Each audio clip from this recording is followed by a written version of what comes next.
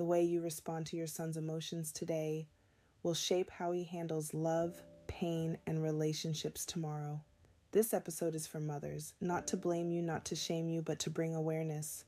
Because you're not just raising boys, you're raising future men. Men who will grow into partners, fathers, leaders, and individuals who either understand their emotions or struggle to express them. And the foundation of that emotional understanding often starts at home. From a very young age, many boys are taught things like stop crying, man up, be strong, boys don't cry. These words are often said out of love, out of protection, out of a desire to prepare them for a world that can be harsh, unforgiving, and unfair, especially for Black boys. But while the intention is to build strength, the impact can be something very different. What those words can teach is not strength, but silence. When a boy cries and is told to stop, he doesn't stop feeling. He learns to hide.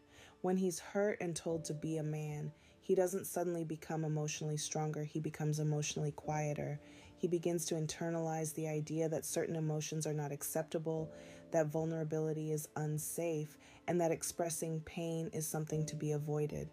Over time, that becomes his pattern, and emotions that are not expressed do not disappear, they transform. They show up later in life in ways that are often misunderstood. Sadness can turn into anger. Fear can turn into control. Insecurity can turn into emotional distance. And the man that people later describe as hard to read, closed off, or emotionally unavailable is often the same boy who was never given the space to feel safely.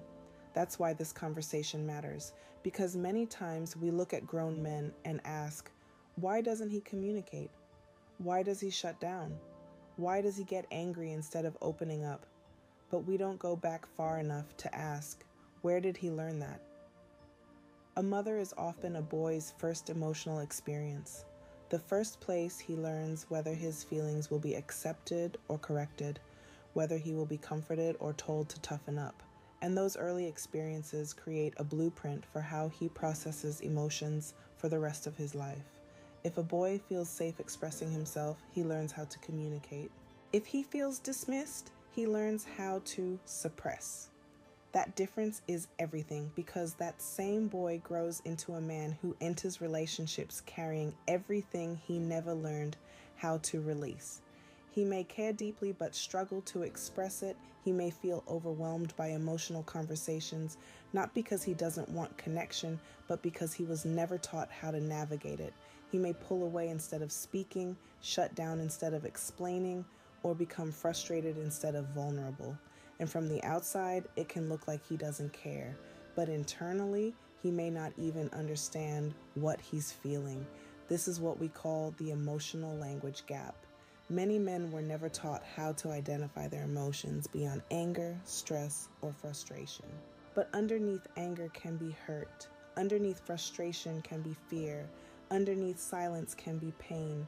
And when you don't have the language for those emotions, you default to what you were allowed to express. For many boys, the only emotion that was tolerated was strength or anger, and that becomes the only outlet. So this isn't about blaming mothers.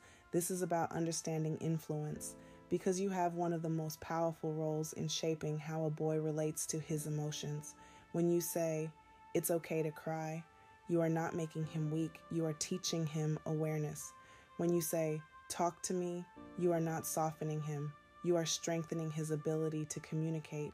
When you listen instead of shutting him down, you are helping him build emotional stability. And emotional stability is one of the strongest traits a man can have, because a man who understands his emotions can communicate in relationships. He can handle conflict without shutting down. He can express love without fear. He can lead without suppressing. He can feel without losing control. That's real strength. This is not about raising soft men. This is about raising emotionally intelligent men. Men who are still strong, still disciplined, still resilient, but also aware, expressive, and capable of healthy connection. And that kind of man changes everything. He changes how relationships function. He changes how families communicate. He changes how children are raised. He breaks cycles that have existed for generations. Because generational healing doesn't start in adulthood. It starts in childhood. So take a moment and reflect. When your son cries, how do you respond? Do you comfort him or correct him? Do you give him space to express, or do you teach him to hide it? Are you preparing him to survive, or also teaching him how to heal? Because both matter.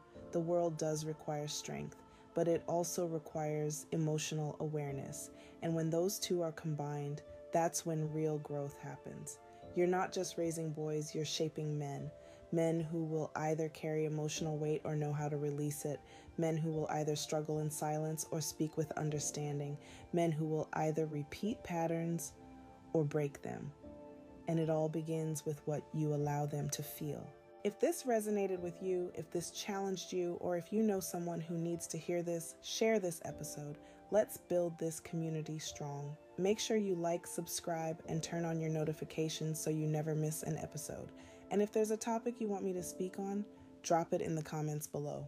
We're not just listening over here. We're healing, we're growing, we're breaking patterns, and we're still standing.